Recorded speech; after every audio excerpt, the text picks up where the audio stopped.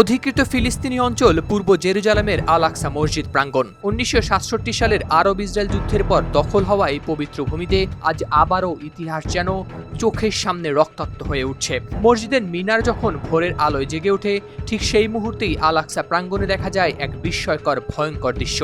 নাচছে একদল মানুষ, গান গাইছে, আর তাদের মাঝখানে রয়েছেন ইসরায়েলের নিরাপত্তা মন্ত্রী ইতামার বেন গভির। এ এক ভয়াবহ দৃশ্য যা শুধু মুসলিমদের আবেগকেই আঘাত করেনি, ছড়িয়ে দিয়েছে নতুন করে সহিংসতার আশঙ্কা।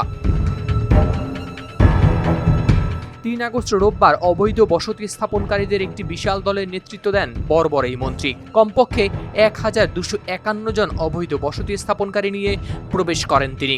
জেরুজালেমে ইসলামিক ওয়াকফ কর্তৃপক্ষ জানিয়েছে তারা তালমুদিক আচার অনুষ্ঠান করে সেখানে। ওয়াফা সংবাদ সংস্থার তথ্য অনুযায়ী সেখানে দেখা যায় লিকুদ পার্টির সংসদ সদস্য অমিত হালেভিকেও।